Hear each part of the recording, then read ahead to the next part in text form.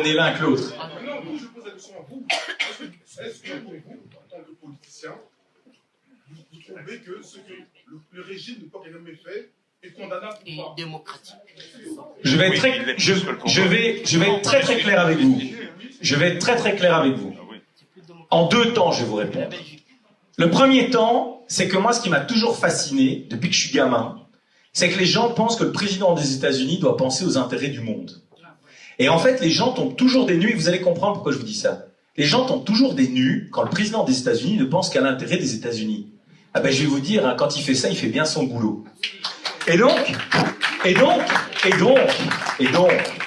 en tant que politique belge, moi, j'aurais plein de choses à dire sur plein d'autres pays. Mais ce que je sais, c'est qu'aujourd'hui, l'intégrité territoriale du Congo, le développement économique du Congo, le développement social du Congo, ça doit être l'affaire des Congolais, pas la mienne. Je suis désolé, je n'ai pas ce mandat-là, je n'ai pas cette légitimité-là. Et pour vous répondre par rapport à Kagame, Kagame est au même titre qu'au moins 150 autres pays dans le monde aujourd'hui. Il ne répond pas à mes standards de démocratie libérale, effectivement, c'est vrai. Mais aujourd'hui, force est de constater qu'il obtient des résultats. Ça, c'est une réalité. Et que c'est au peuple rwandais de prendre le destin de leur pays en main. C'est la seule chose que je vais vous dire. Donc moi, je ne vais pas commencer à dire c'est bien, c'est pas bien. Pour le moment, la réalité, c'est que le Congo a les moyens. Et on ne peut pas me faire croire que c'est une quelconque influence réelle ou supposée, je ne vais pas rentrer là-dedans, du Rwanda, parce qu'il y a aussi une chose, c'est que depuis Bruxelles, je trouve que c'est un peu facile de dire que si le Congo a tant de problèmes, c'est à cause du Rwanda.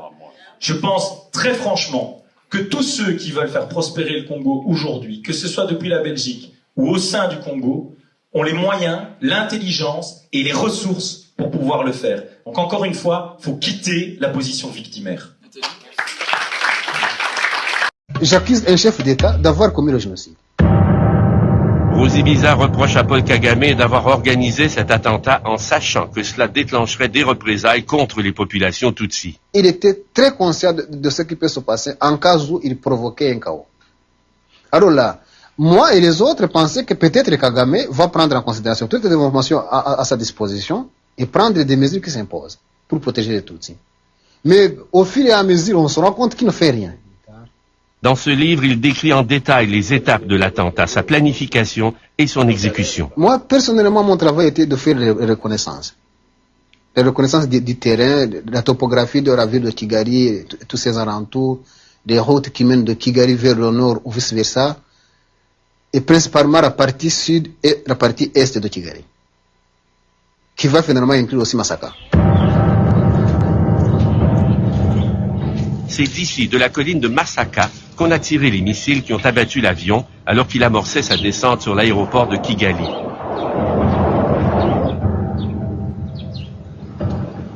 C'est Ruzibiza lui-même, en tant qu'agent de renseignement, qui avait repéré l'endroit.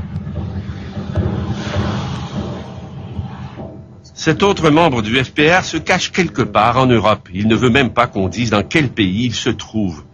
Aloïs Ruyenzi était garde du corps de Kagame. Il dit qu'il était là lorsque Paul Kagame planifiait l'attentat. Cette réunion a eu lieu juste avant l'attentat, le 31 mars 1994, avec ses officiers.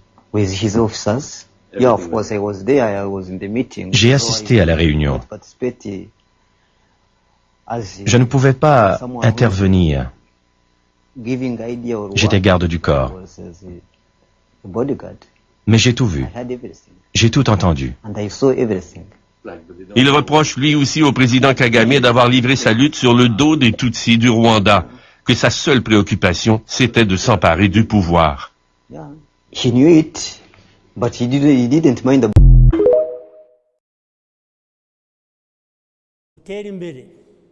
Nicyo gisubizo cy'ugusuzugura, cyagututse, cy'ukwifuriza nabi, nicyo gisubizo. Don't waste your energy ujya gusubizanya gusa mu magambo, ujya gutukana, bihorere. Wowe kora ibikureba, ubikore neza, ubivanemo inyungu. ahazajya kugarukira azaza ari undi muntu.